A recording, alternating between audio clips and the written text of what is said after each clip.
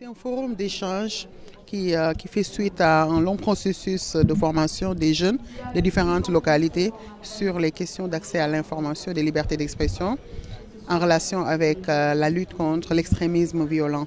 Et donc, après quelques séries de formations, les jeunes sont retournés dans leur localité pour former, sensibiliser d'autres. Et aujourd'hui, on a fait une restitution pour permettre aux uns et aux autres d'exprimer ce qu'ils ont pu faire dans leur localité, mais aussi réitérer l'importance de la liberté d'expression dans ce combat contre l'extrémisme, mais aussi le fond. Le fond, c'est vraiment permettre aux jeunes de comprendre leur rôle dans la société et le pouvoir de la liberté d'expression, de l'accès à l'information pour faire partie des acteurs clés de notre société. Parce que vous savez, tout le monde dit que les jeunes, c'est l'avenir, mais il faut les préparer à différents niveaux. Et nous, notre organisation, nous travaillons avec le centre ici et d'autres partenaires, IGICOM, pour préparer les jeunes aussi à la prise de parole publique, pour leur permettre de savoir que la liberté d'expression, elle est fondamentale, mais elle a aussi ses limites.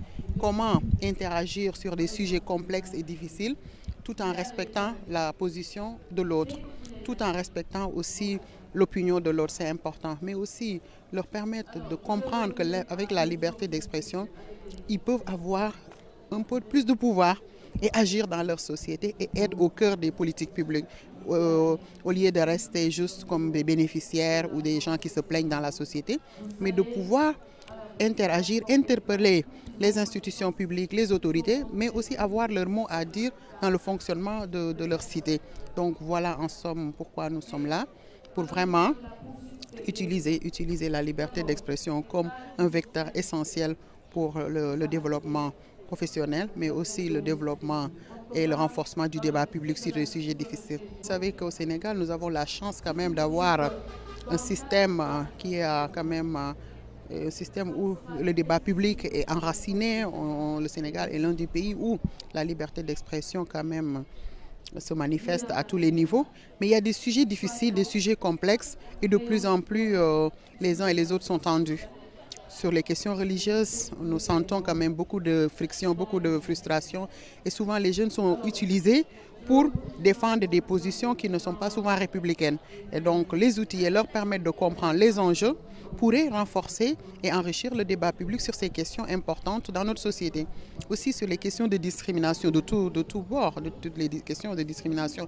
C'est sensible, mais en même temps c'est important de comprendre pourquoi on ne peut pas discriminer les autres, pourquoi au nom d'une religion, au nom d'une croyance culturelle, nous ne devons pas discriminer l'autre. Donc tolérer l'autre, c'est aussi avoir un peu de connaissances sur l'autre, savoir les implications de ses actes, de sa parole par rapport à la dignité de l'autre tout court. Par exemple, discriminer contre les femmes, c'est s'attaquer à leur dignité.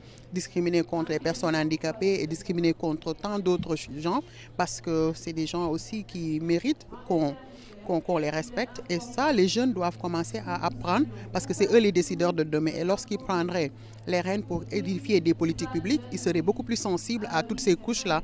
Donc la liberté d'expression vous permet en quelque sorte de vous préparer et de comprendre l'autre. Nous avons formé déjà 50 jeunes au début qui sont allés dans leur localité former chacun dans son groupe, plus de 5. Aujourd'hui, on a à peu près une centaine.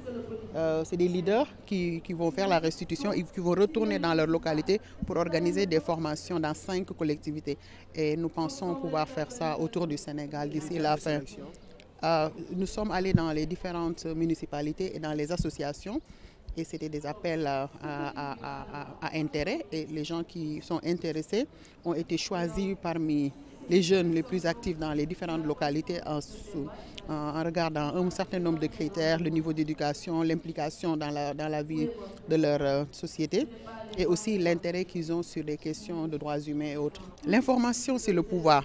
Comme le disait l'autre, c'est l'oxygène de la démocratie. Lorsque vous êtes informé, vous voyez la différence par rapport à une personne qui n'est pas informée. Vous pouvez agir dans votre société, influer sur les décisions, vous faire entendre et vous exprimer librement. Parce que ça vous permet d'avoir plus d'assises qu'une personne qui n'est pas informée. Et l'information aussi, c'est un levier pour la protection d'autres droits humains. Lorsque vous êtes informé, vous savez que vous pouvez aller voter pour la personne de votre choix. Lorsque vous n'êtes pas informé, vous pouvez être manipulé. Lorsque vous êtes informé, vous pouvez savoir que votre action peut avoir des implications sur l'autre parce que vous avez pu comprendre les enjeux. Alors que lorsque vous n'êtes pas informé, vous pouvez agir contre les autres sans pour autant être conscient. Donc l'information vous prépare à la vie de la société, vous prépare à être un citoyen avisé, mais aussi un citoyen qui compte, un citoyen qui peut faire en sorte qu'il puisse influer sur la vie de sa société et aussi améliorer sa propre vie. Il y a beaucoup d'organisations qui travaillent sur ces questions de violence. Nous travaillons sur les questions de liberté d'expression. Notre rôle, c'est d'informer et d'aviser et aussi de soulever les préoccupations pour permettre aussi à d'autres organisations de pouvoir agir. Vous comprenez, nous travaillons en synergie avec d'autres. Notre rôle, c'est de défendre la liberté d'expression et de renforcer tous ces outils-là pour permettre aux gens de s'exprimer. Donc toutes les personnes qui sont violentées, tous les gens qui sont préoccupés par un certain nombre de choses, faciliter par l'information pour que ces gens-là puissent avoir des voies de recours et aller vers d'autres associations qui sont spécialisées sur ces questions-là. Par exemple, si vous parlez de violence contre les femmes, il y a l'association des femmes juristes et là, l'association des associations qui luttent contre les violences faites aux femmes et les associations aussi qui travaillent sur les questions de mendicité. Donc, en fait, il y a une série d'organisations qui travaillent sur ces questions. Notre rôle, c'est de travailler sur la liberté d'expression, l'accès à l'information, mais c'est un levier pour permettre à tous ces autres droits de pouvoir être exercés. Parce que si vous donnez l'information, les gens sont sensibilisés, ils connaissent où aller, chez qui se plaindre lorsque violentés. Donc voilà en quelque sorte l'enjeu de l'accès à l'information. Au Sénégal, la pratique est plus avancée que les textes. Et en matière de liberté d'expression, il y a des acquis, mais il y a beaucoup de défis. Et ces défis, c'est tout ce qu'il faut relever. Tout ce qui est question de liberté d'expression sur les questions religieuses, ça encore pose problème. Les questions de discrimination, les femmes n'ont pas souvent accès à l'expression, surtout aux médias. Tout ça, c'est des obstacles qu'il faut soulever. Et de temps en temps aussi, nous notons qu'il y a pas mal d'obstacles administratifs et politiques. Lorsque certaines personnes essaient de s'exprimer, souvent elles font face aussi à des répressions qui sont des répressions indues.